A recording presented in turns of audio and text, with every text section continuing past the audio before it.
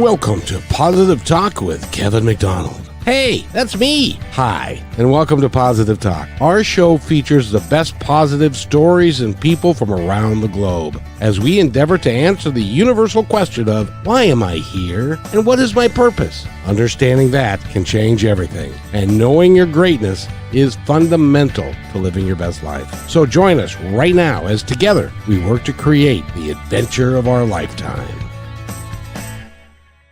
And welcome, everybody, to another episode of Positive Talk with Kevin McDonald. And this is going to be heard on the Brushwood Media Network, amongst other places. And I want to make sure that everybody pays attention because we are going to cover a couple of very, very important topics. And I've got a wonderful author. She's a Reiki coach. She coaches people. She's a transformational coach. And we're going to get into all of that, and she's got a tremendous life story, and it's important that we touch on her life story as well because it can be highly impactful for a lot of folks. So with that, Sarah Willoughby is with us. Did I come close? You did. You got it right. Well done. Good morning. And she says it's good morning because it is 8 a.m. where she's at on a Saturday morning. She's already had Friday night, and I'm sure it was a great Friday night. We haven't had ours yet, so we're going into that. So this is Saturday morning at 8 o'clock, and I'm so glad you're here. Thank you so much for showing the ability to get out of bed on a Saturday morning. Oh, it's my absolute pleasure, and I'm really looking forward to this conversation. Thank you for having me. Well, you are a special person, and I say that I've read your bio, and we've talked about it a little bit. You are a graduate. You were in human resources. You have done all kinds of things, and then you made a transition in 2009 because various factors, because you wanted to change your life, and then you migrated to one of my favorite places that I'll never go, and that is Australia. You must visit. Don't be scared of all the crazy animals we have here. You very rarely see them. Well, if I were to go like to Sydney or something, I'd have to be in a hotel room that was like 5 stories up, kind of thing, because I would hope that I could avoid them, but you never know. But in any event, it is awesome to have you here. And you started out in England. What part of England were you from? Well, people ask me that, and I say I don't really know. So I was living in Bristol for 10 years prior to emigrating out to Australia. So I'll say that. But originally I was from the north, and then I grew up in the south. So I'm from everywhere, really. So people can't detect my accent. They're like, are you English, Australian? Where in England are you from? I'm like, I don't know. Now, how close did you grow up around Liverpool at all? I was born in Pontefract in the north, and I lived in Ossett, and so that's in Yorkshire, which is fairly close to Liverpool, but a very, very different accent. Different accent. They do have a very different accent from other places. You know, it's interesting, at least for me, you would think, while you're from England, you all talk the same way, but that's just not the case. Everybody talks, it has a little bit different dialect depending upon the neighborhood almost that they're from. Yes, exactly. And even just an hour's difference or 2 hours difference can change whether you can understand what somebody else is saying and all the different colloquialisms, and it's a bit crazy. So yes, I was quite happy to leave because my son was getting a really strong sort of country accent, and I wasn't loving it. So I was like, let's move 17,000 kilometers away so we can change that. See, now, when you say a Southern accent, I say something like, hey, y'all, how you doing today? This is, because that's our Southern accent. But Yeah. it's a little bit different. But in any event, you're an author. You've written a book, and the book is very, very important. Tell us about the process of writing it and also what it's about. So the process of writing my book took many years, and I share that because if I believe everybody has a story to share in some capacity. Not everybody's going to write that story, but if it is something that you have been thinking about doing, don't be discouraged. Just start. Just make that first attempt to get your story down on paper. And it might take you, like it did for me. It took me many years from the point that I first sat down to write to actually finding a New York publisher and getting it published out into the world. That was many years. And there were lots of challenges going on for me personally during that time. So I'm really proud that I stuck with it, because it can be easy to give up on it and think, well, who am I to share my story, and why does somebody need to hear what I have to say? But I believe that we are all unique and we are all special in some way, as you've so beautifully expressed. Thank you for that. I received that. And so therefore there is somebody who needs to hear your message. And for me, it started initially with me sitting down for 12 hours solid and just writing, and just going back into my own story, the trauma that I had experienced and what had led me up until that point. And then I went through the editing process and realized that my structure was all wrong, and I needed to go back to the beginning and redo all of that. So I definitely don't do it my way, because it was the hard way. Definitely engage with an editor quite early in the process, so that you can get some guidance around the structure and the way that you're writing it, and then that will translate throughout your whole book. And my book is broken down into two parts. The first part is my memoir, and the second part is all the tools, techniques, insight, and wisdom that I learned along the way that helped me navigate through some really big challenges in my life and have led me to a beautiful life here in Australia. Tell me what PCOS is. PCOS. I have Yeah, no earthly idea. Polycystic Ovary Syndrome. It's a gynecological condition, and many women have it. And you can have it but have no symptoms, or you can have both, and the symptoms actually impact your life quite significantly. And so for me, I always knew that I might have a fertility struggle because of it. But I actually ended up conceiving my son pretty much on my honeymoon straight away. So then I was surprised and grateful, and thought, oh, well, I'll just go on and complete my family. And it didn't work like that. So yeah, there's still a lot of work that needs to be done to understand the impact that it has on women. It's quite significant. And because of that, you had fertility issues. You also had miscarriage issues. Yes, I did. So when you have PCOS, you're at an increased risk of having miscarriages. And I had a miscarriage in 2008, which was a missed miscarriage, which I actually didn't know what that was until I had the ultrasound, and it went very quiet. And the sonographer didn't say anything. And then all of a sudden you hear the words, "I'm sorry, there's no heartbeat." And in that moment, your whole world just changes in an absolute instant. And people didn't talk about miscarriage, and still don't. So I had no frame of reference. And it was like, how's this happened? And why has this happened?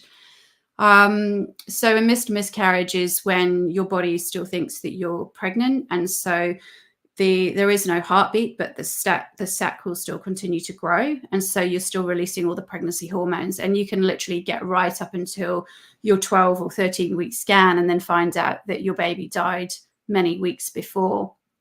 So that was pretty challenging. And I had to make a decision about whether I wanted to have a miscarriage at home naturally, or whether I wanted to go in to have surgery and have everything removed.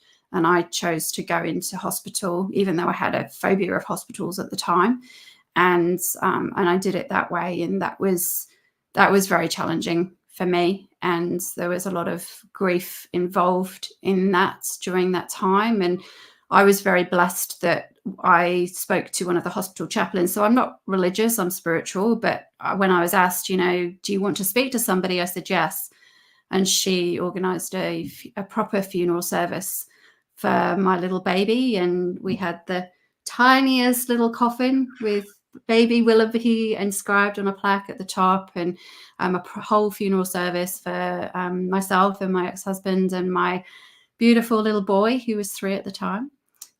So that was my first experience of miscarriage. And then later in 2009, after I'd been through IVF, which is a part of my story, I fell pregnant with twins, and I was overjoyed. I was like, oh, this is why everything's happened this way. I was so excited. I had this romantic notion of what twins was going to be like. I'm sure people who've had twins are like, it's a lot harder than you think. But I was absolutely thrilled. And unfortunately, in the process of emigrating over to Australia, before I came out, I was originally coming out as a family of 5. I lost one of the twins, and then I lost the other one. And I think I dealt with that better because I was distracted by the move out here to begin a new life.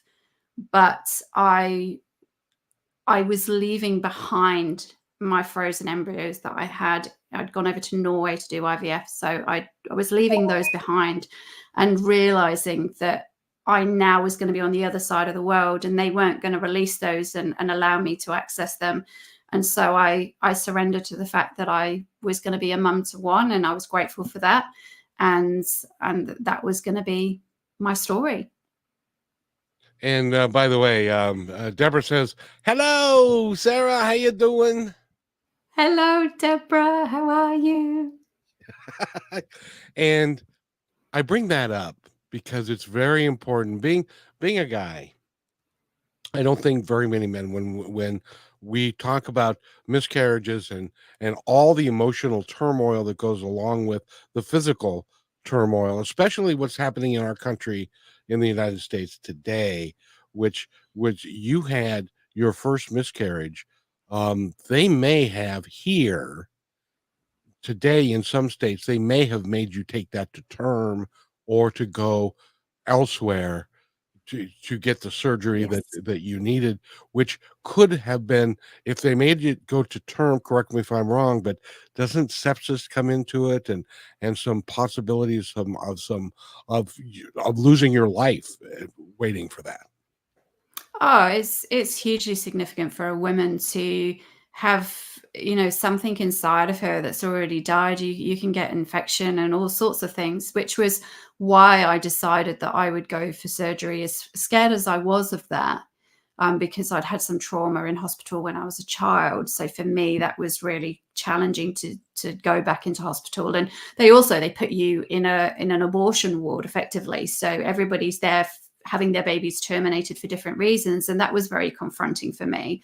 I had no judgment around that. Everybody's journey is very different, but there isn't any compassion for women who are desperately trying to have a baby and then for whatever reason have to go through a termination, and those who have, just they're not in the right place in their life to welcome that beautiful baby into the world. So that is a challenge. And I didn't want to go into hospital, but the risk for me of having an infection and then ending up in hospital anyway, I was like, well, I just want this out of me now. I just want this out of me. And then I want to be able to try to grieve and move forward with my life. Well, the difficulty of carrying something around that is not survivable and has already passed away, and yet you're walking around with it. That I can't imagine the pain that every day that would cause someone. Yeah, particularly when, for me, because I'm quite slim, I always felt each pregnancy that I had, I always felt the baby actually moving around inside me from a very, very, early part in the pregnancy. And so I'd connected with that child. I'd felt it in my body. And it really, every pregnancy for me was hard because I got 24/7 sickness. So I felt like I was on a boat every minute of every moment of my pregnancy. So it wasn't, how some women, they don't even know they're pregnant and they go to the toilet and the baby pops out. Well, that wasn't my experience. From the moment I felt pregnant, I knew, and my body just went completely crazy from a hormonal perspective. So I felt that baby within me, and I'd mentally imagined and planned for that baby. And it had been, at the first miscarriage I had, it had been 2 years of trying to conceive to get to that point. So it wasn't just, a month of trying and I'd fallen pregnant again, and then I lost it. It was 2 years, and it was really challenging. And then the second time I had the miscarriage, I'd been told, you can't have IVF again because it's going to kill you. We've tried every single option. You basically have to accept that you're probably not going to have any more children, or you've got to keep paying to go back to Norway to have frozen embryo transfers and hope that they take. And at that point, a frozen embryo transfer wasn't as successful as they are now. And so the statistics around how likely it was that you were going to fall pregnant that way were very slim. Yeah, I can only imagine. And then in 2009, you were doing an IVF treatment, and that almost ended your life. How did that It happen? did. Yeah, so I'd lost a bit of faith in the UK medical system. I'd been seeing them for many years, and the treatment they were giving me had actually been incorrect, and I'd been referred to the wrong department, and it had been such a mess that I decided that if I was going to spend money, huge amounts of money, doing IVF, I was going to go on holiday, Kevin. I was going to make it into a holiday. And the dreaded 2-week wait was going to be in beautiful Norway. I was there with my family. My mother-in-law had come to support us with the process. And we were going to make the best of what was a very unpleasant situation. But my body had other ideas. It didn't like the hormones. And I overstimulated and then hyperstimulated. So my ovaries reacted to the drugs, and they ended up admitting me into hospital. And I naively thought, when I was first admitted, even though I was in a lot of pain, like excruciating pain, and I'd started to put on, there was lots of fluid gathering in my stomach and sort of leaking everywhere in my body. Even though I was in a lot of pain, I naively thought that I would go in, be checked, and then come straight back to the apartment that we were staying in. But it didn't happen like that. My body just gradually started to deteriorate, and there is nothing the doctors can do to treat. They can't stop your deterioration. They can only treat the symptoms. So as each symptom presented itself, they would treat that, but they couldn't stop the overall deterioration. That came down to whether my body would heal or not. So at the point that they then said, you need to go into ICU, I was devastated, because I had this shame around, this was an elective procedure, and now I have to watch my 3-year-old son walk out of the hospital doors with his grandma to return to the UK. And I don't know whether I'm going to ever see him again, and he may grow up without his mom. And so there was so much guilt and shame, and as well as the physical pain, the emotional pain, the spiritual pain. And it was a mindset battle. It was, for me, if I hadn't have learned meditation and mindfulness, I know I wouldn't be alive. I know that I wouldn't have got through everything that I was exposed to. My body just went crazy. I put on about 20 kilograms of fluid. I had an enlarged heart. I couldn't breathe. I had fluid on my lungs. I felt like I was drowning. I couldn't move. My kidneys had stopped working. Everything was just slowly getting worse and worse. And the final thing, when they sent me to find out, for a test to find out whether I had heart failure or not, I was just like, this is not how I want this to end. And so I lay in bed one night and I did a deal with the universe, and I just surrendered. And I said, if you give me a second chance at life, I will spend the rest of my life being of service. I will walk towards everything that I am afraid of. I will try to live a life of no regrets. I will empower other people to do the same through my own story and my own journey. And fortunately, spoiler alert, I'm here. So I did recover, and I did manage to go home and was reunited with my son. And I'm grateful, really grateful for that experience, because the reason that my book is called Infertility Saved My Life is because it saved me from a life that I would have had that was lacking resonance. a life that was not meant for me, but I was too scared at that time to leave. You know, I was stuck in the corporate rat race. I wasn't enjoying it. It was impacting my health. And I was feeling like I wasn't where I wanted to be, but I didn't know where that was. And so I just remained stuck. And I'm grateful. I'm very grateful and blessed for that journey. And the name of the book is Infertility Saved My Life. Sarah Yes. Willoughby is the author, and we need to take a quick break. And when we come back, I want to delve into the dramatic change that happened when you made that decision. First of all, I'm so glad that you're well, and Thank you. your contribution to the world is far too important for you to have died that day. By the way, how old were you during this period? I was 30. So Yeah, 30. you were barely out of diapers, and you were worried, and that could have been the end of your life. Well, thank Yeah. goodness that you're still here, and we're going to take a really quick break, and then we're going to come back and we're going to talk about the transition that you made, and now what you're doing that is impacting humanity, and sometimes person by person, sometimes more than that. We'll be right back after this message.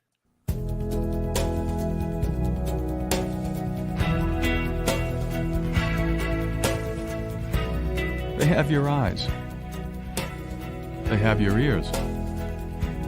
They have your smile. Now all they need is a little more of your time. Make a difference in your child's life, because anyone can be a father.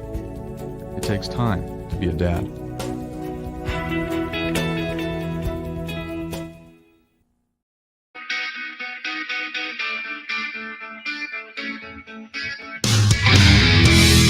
And welcome back to Positive Talk with Kevin McDonald. It's 8:22 in Australia, and I hope that song woke everybody up, because it's time to get up and get out of bed. And it's 8:22 on Saturday morning, and it's of course Friday here. But Sarah Willoughby is our guest, and she had infertility issues. She had a couple of miscarriages, and she made a deal with the universe. What did you say, and what feeling did you get when you made that deal?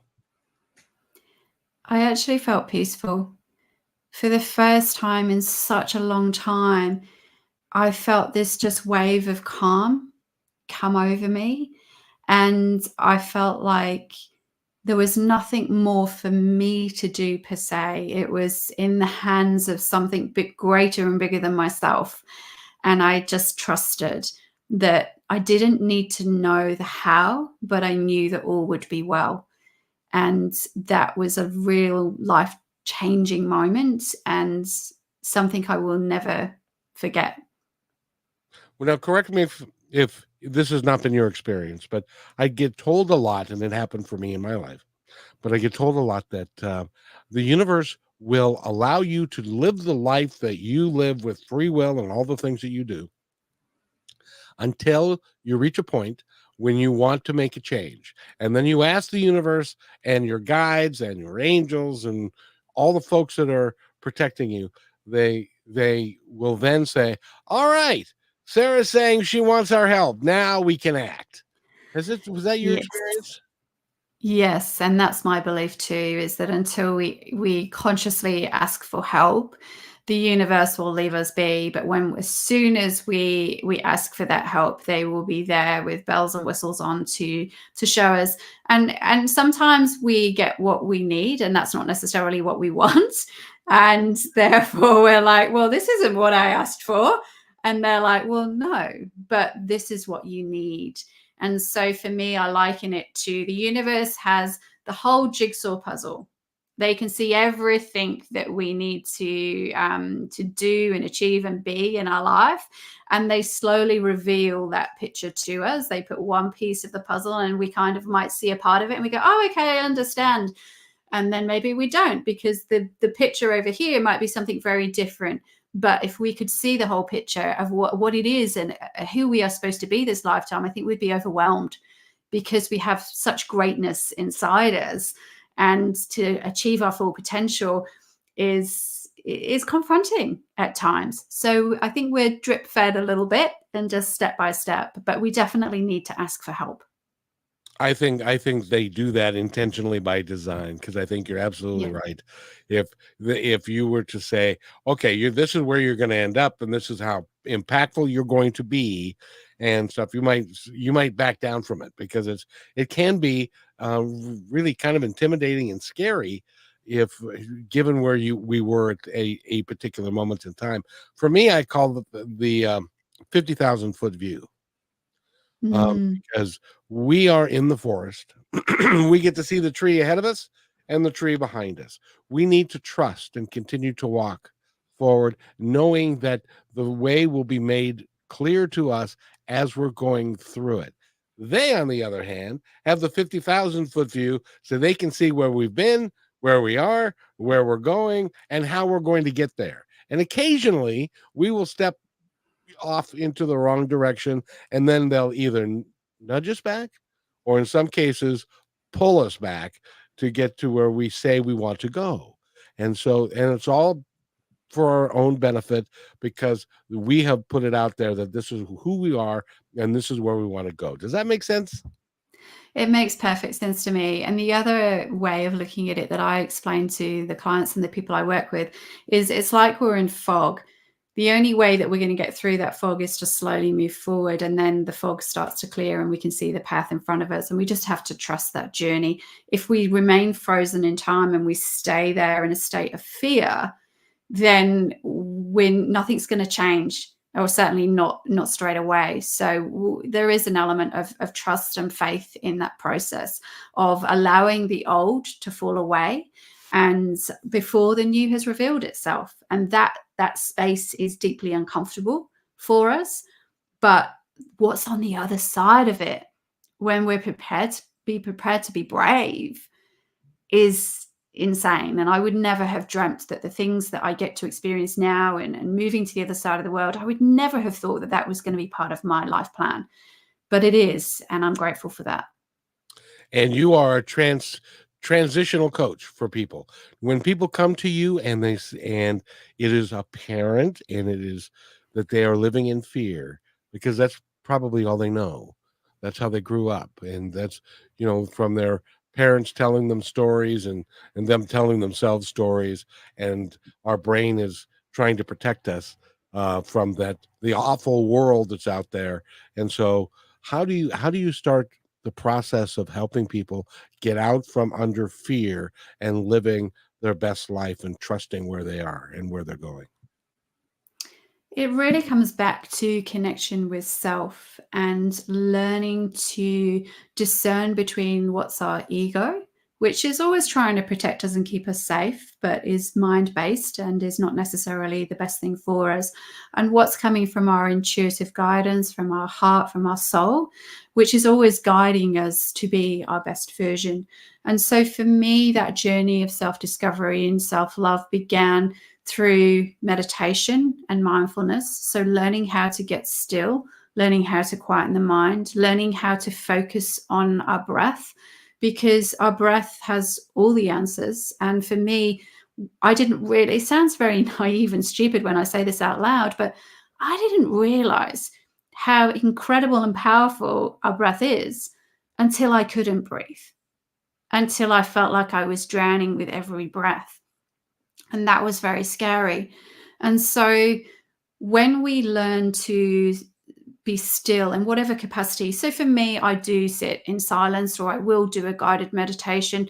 But for other people, it's going for a run, and you can get into a meditative state. When you're running, you start to notice the sounds and sensations of your body, and you sort of zone out a little bit. It's almost like you're daydreaming. So you can do walking meditation, or you can meditate when you're running, when you're exercising.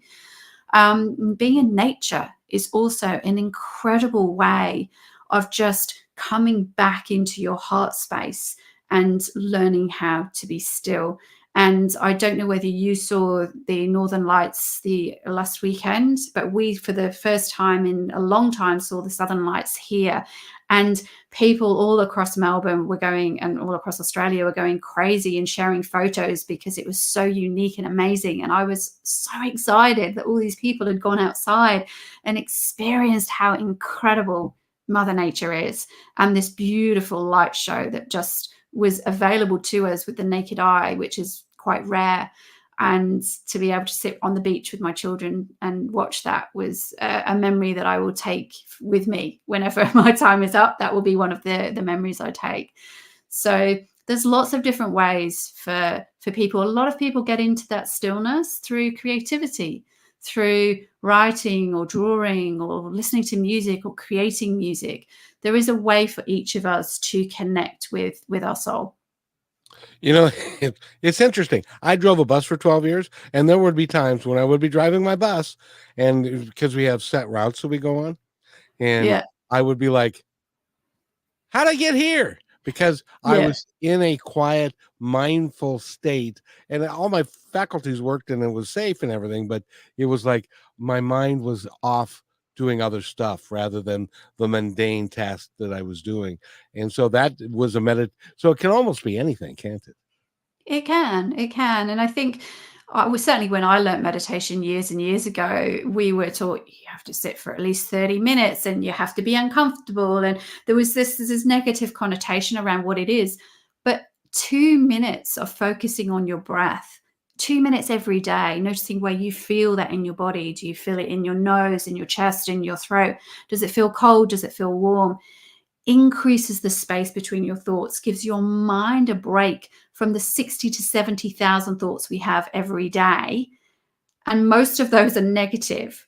So when we wake up in the morning, we've got a lot of work to do to sort of start the day in a positive mind frame, and whatever we can do to be kind to ourselves and reduce some of those critical thoughts and those negative thoughts is going to set us up for the day to feel better about ourselves and to be a better version of ourselves. By the way, we're talking with, excuse me, Sarah Willoughby, and she's written the book, Infertility Saved My Life. Get the book. We're talking about that. We're talking also about mindfulness and meditation. When we come back, I want to ask her, and I forgot what it was that I was going to ask her, but on this break, I'll remember. So see now, I'm just an imperfect human. What can I tell you? So we'll be right back. You're listening to Brushwood Media Network, the best in syndicated talk, news, and entertainment shows.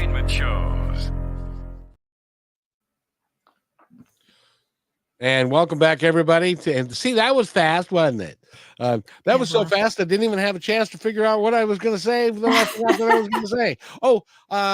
I've done. Well, we'll get back to that. So it is.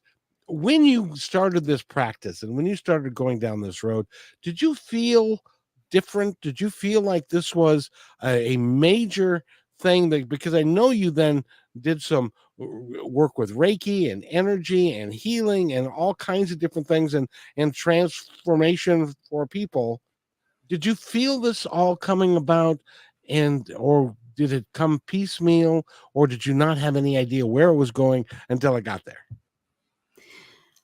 I don't think I had any idea of where it was going until I got there. So it started for me with meditation and mindfulness. And I learned that initially because I was in the corporate world. So I'd been working in corporate HR for 10 years and it was very stressful.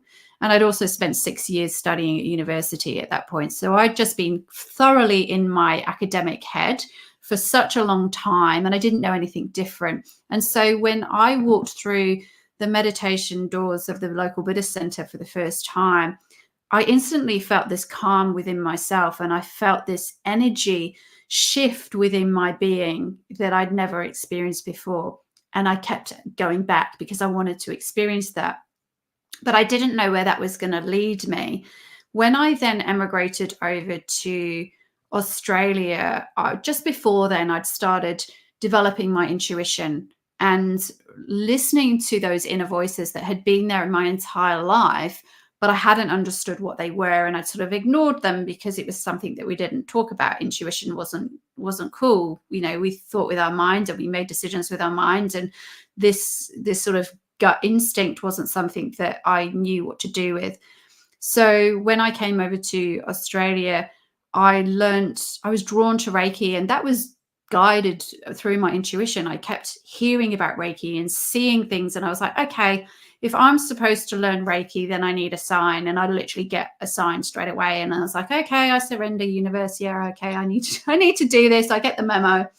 So again, initially I just learned that for myself because it's a form of self-healing. But because I had such profound results with it, I then went on and became a practitioner, and I loved it. And that journey then led me to developing my intuition further and always following that and trusting where I was being taken. And then that led me to starting my journey of writing and speaking. And if somebody had said to me even 5 years ago that I would be speaking, I would have laughed and said, no way, that's not for me. That's the worst thing ever in the whole world that I can imagine you could possibly ask me to do, universe. That's not for me. But it is for you. It is for me, and I love it. How did you figure that out? Through lots of trial and error, I guess, and it really came together during COVID. So Melbourne was the most locked down city in the world. So we were locked down for almost 2 years and had the harshest restrictions. And it was a really challenging time for myself and my children. And during that time, my business was closed. And so I needed to pivot my business, and I did more work online. And I was actually I received an email from the manager of a band in America called Olivia Fox. And initially I thought it was a spammy email. It was an email saying, you might want to check out this video. And normally I would delete it and go, oh, it's going to be spam and it's going to lead me to, lose lots of money and get, steal my ID and all the rest of it. But actually I listened to that song, and that song is called Elevator Doors.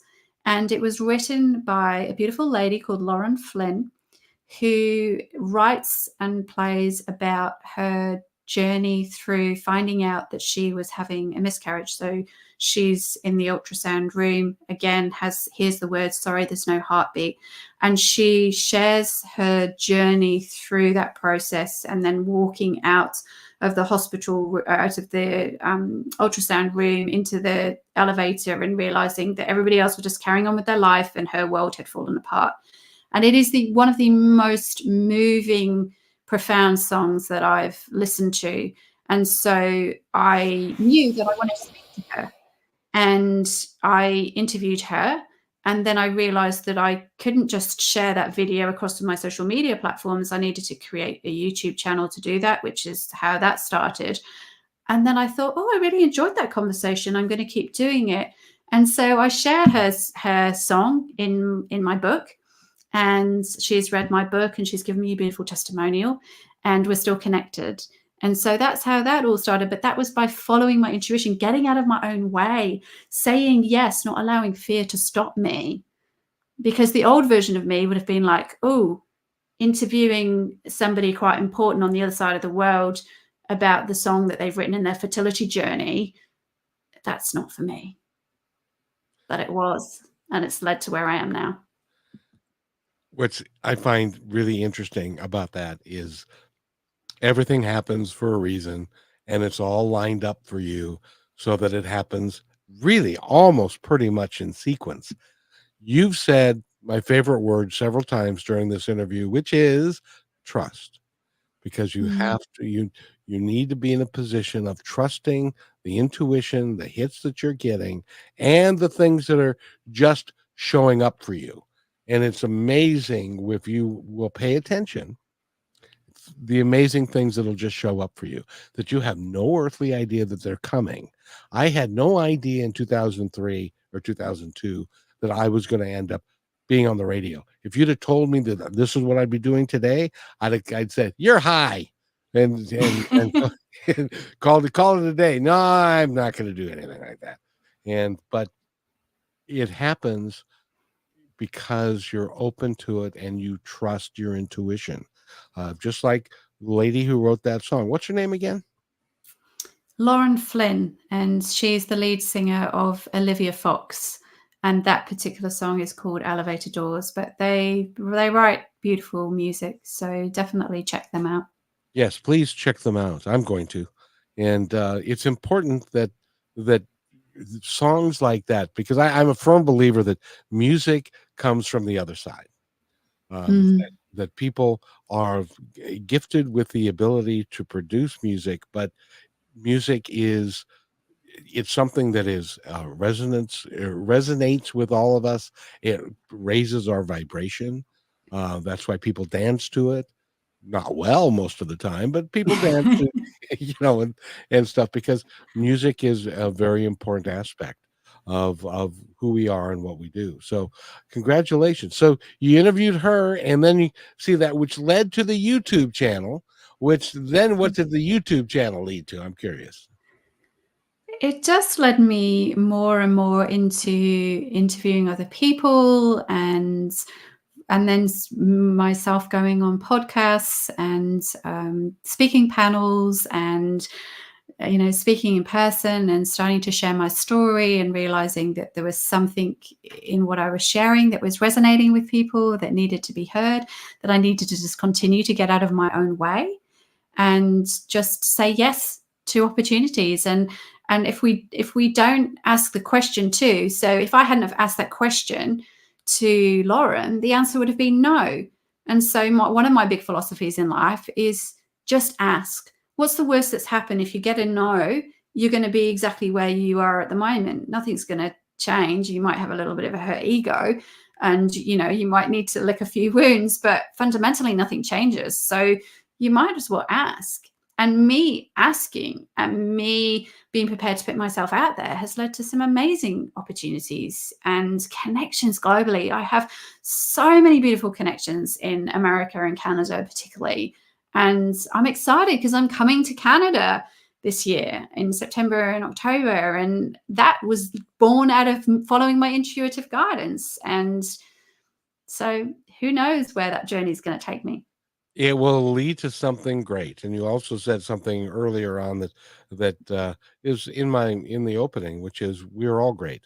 And if you listen to who you are and listen to your intuition and be quiet and do all the things that you've suggested that we do, and then things will just kind of open up for you. And it may not be what you think. And it probably won't be what you think, because we have our ego involved and we have our head involved, and it may not be. They may be saying, "Nah, that's not the best thing for you yet. We're gonna have you do this first, and then that will bleed into that or something like it, but it will be something unique to you." I really believe, because that's what happened to me. I know that's what happened to you. Yes, and as Gabby Bernstein always says, she's a big manifester, and she says, she just asks the universe, it's this or something better. We don't even have to put our human limitations on what it is that is next for us. Some of the things that are next for us, we couldn't even dream about, because they're so big and they're so exciting and they're so needed in our life. So if it's not this, then it's something better. Oh, and by the way, Deborah says she can hardly wait until you come, Sarah. So that is really cool, and she means yes to come here, to where she is, and she's in Canada, I do believe. She's in Canada, yes, in Calgary. Very good, and she's been on the show as well. She was a fabulous guest on the show. Yes, we love Deborah. She is beautiful. And you're going to Canada, and what is the stated purpose of your mission? It's going to be different when you get there, but what are you expecting to go there and do now? So I'm going over to Canada to connect with all these beautiful people that I've had in my life for many years. And I'm going over to see Brad Walsh. I know he's been on, and you love Brad as well. So I'm going over to spend some time with him in Toronto, and one of his beautiful friends, CC. And I'm heading out to Montreal first, and I'm catching up with a friend there, and we're going to do a little event together, and then moving over to Toronto, and we're going to create some magic there. And then I'm going to Calgary, catch up with Deborah, and we're just in the manifestation creation stage at the moment. And Kelowna, I'm doing an event there, and I'm just open. I'm open to whatever it is that I need to do. And I know it will also be part of my own healing journey as well. So I'm holding space for that. How did you get rid of the fear, number one, to leave England or the United Kingdom to go to Australia, and now you feel like you're being called to go to Canada? How do you get rid of the fear? A lot of people would be, no, or a lot of people's families would be, no, you can't do that.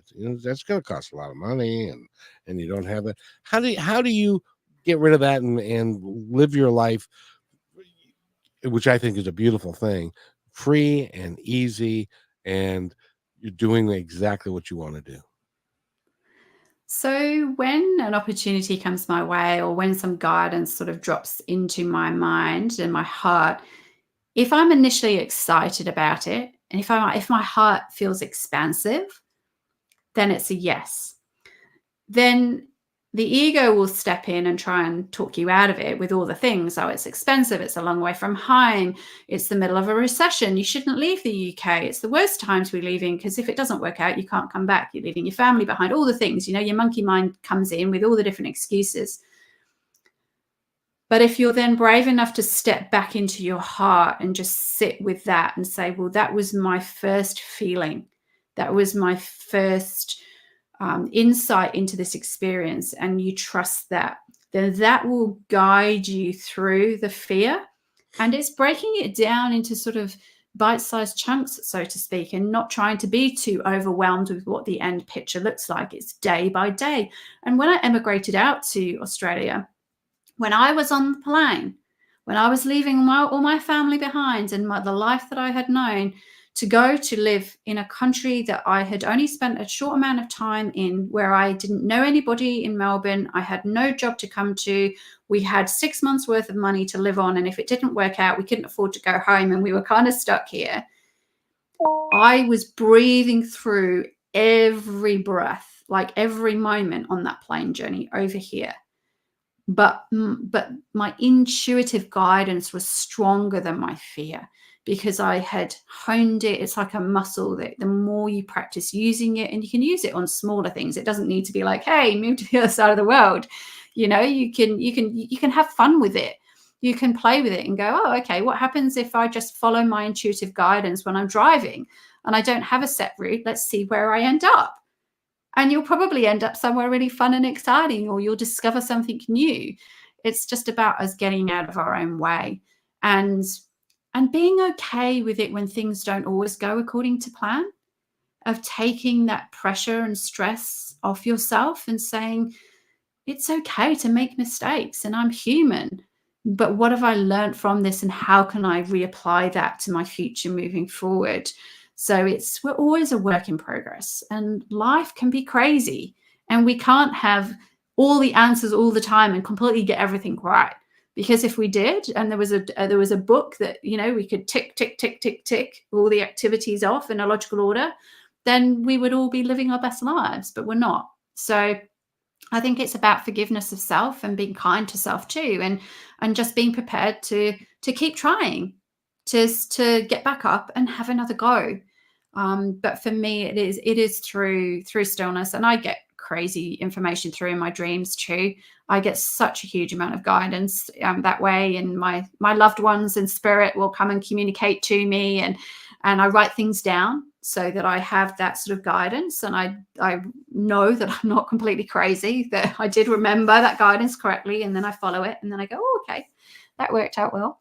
And that's one of the things that's really cool to do is, and I highly suggest it, is to have by your bedside a tablet and a pencil or a pen, so that when sometimes the messages can come through at like 3:00 in the morning, it's a little inconvenient to get up and to turn the light on and to go find a paper. So have that stuff all there so that you can write down what the guidance is when it comes, when you wake up, first thing, because you'll remember it then. If you go back to sleep and in the morning, you may have forgotten it.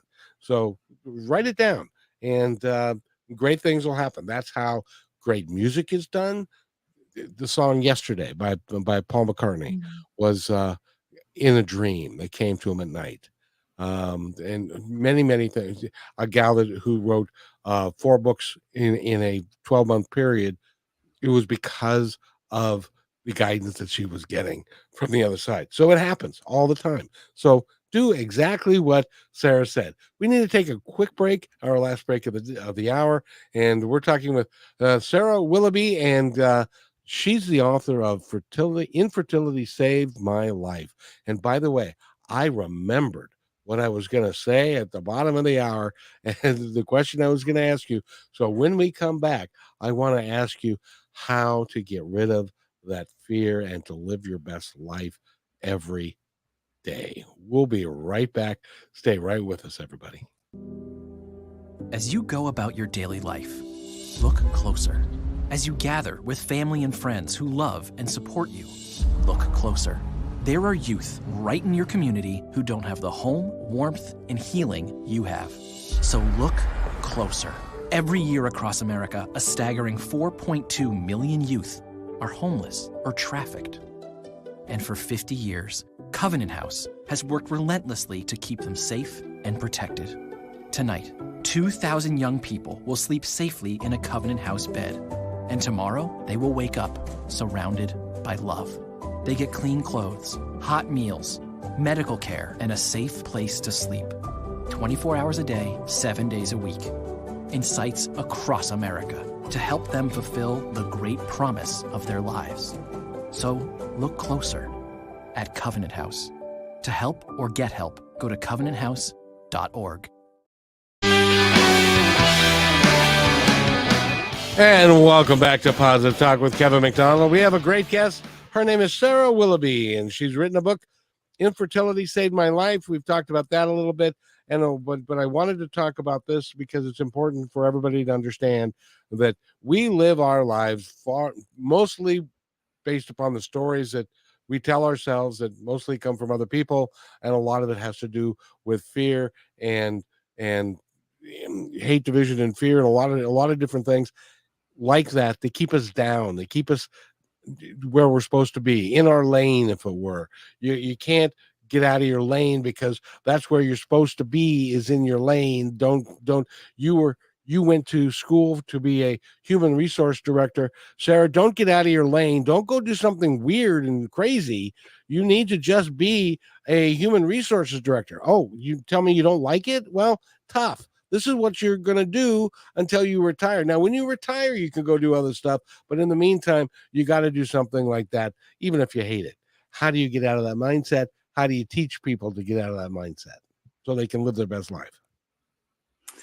There's lots of different things that we can do to embrace fear, but you've already touched on it, and we were talking about it before the break. Writing is such a beautiful way of helping us discern between what's coming from our mind and what's coming from our heart.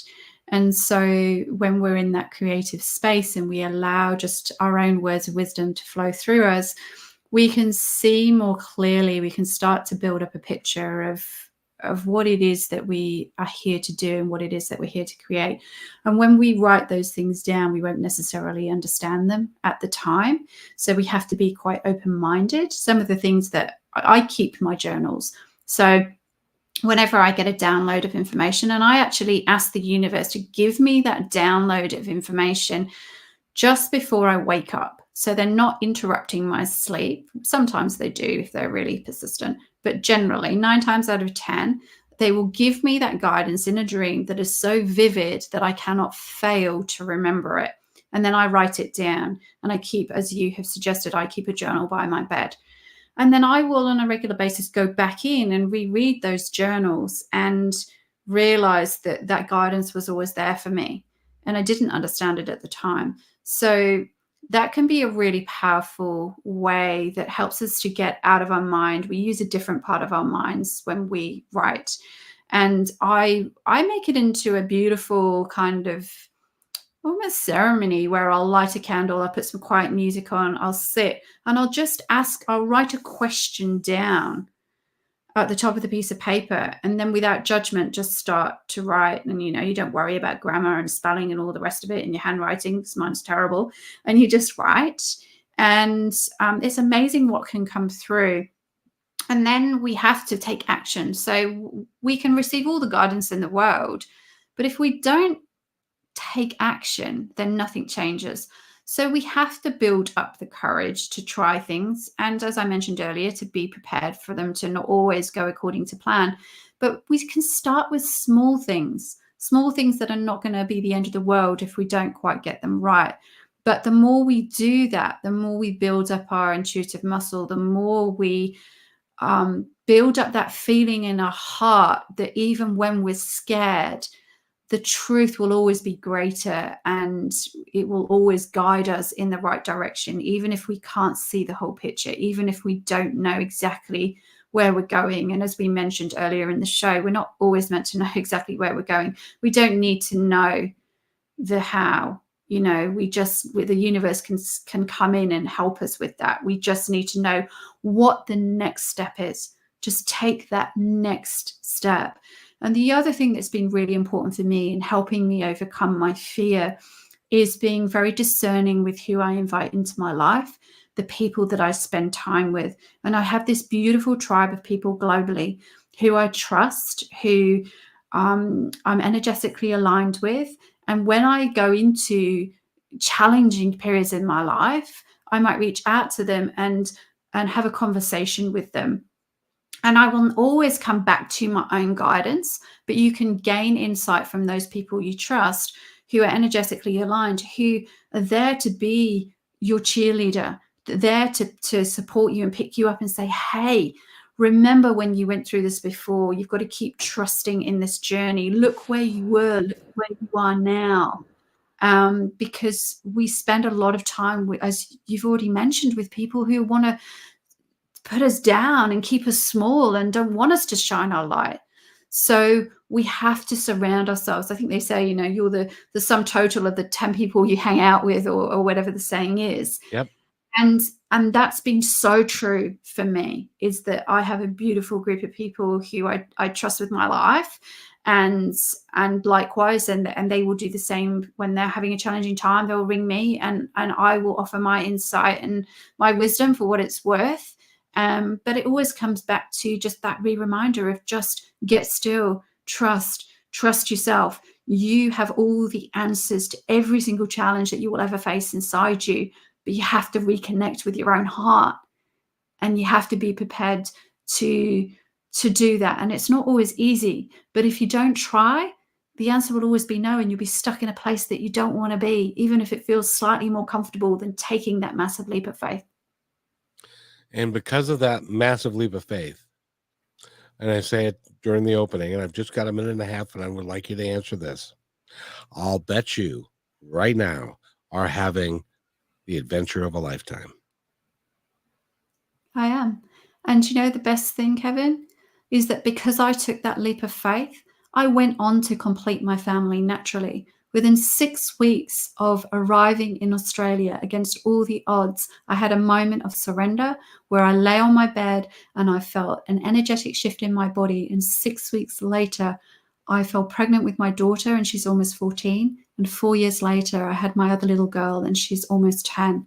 Without taking that leap of faith, I wouldn't have been a mum to 3 beautiful children, and I wouldn't be living a beautiful life in nature, surrounded by people that I love, who I now consider to be my family. That is the adventure of a lifetime. And they went from, no, you can't. Who says? And you proved them wrong. And you did it your way. Sarah Willoughby has been our guest, and go to her website, which is sarahwilloughby.com, and get the book Infertility Saved My Life. You're dynamic. Will you come back and see me again? We've run out of time, but we got to do this again. I would absolutely love to. Thank you so much for this conversation. I have loved talking to you. Thank you for holding space for people to share their stories. You are so appreciated. Thank you. Thank you. Thanks for listening to this episode of Positive Talk with Kevin McDonald. Our purpose is to provide everyone with a positive, entertaining, and educational experience. I would love your feedback and comments about the show, including possible topics and great guest suggestions. Please email me at kevin@kmmedia.pro. And remember, be kind to one another because each other's all we've got. That's Kevin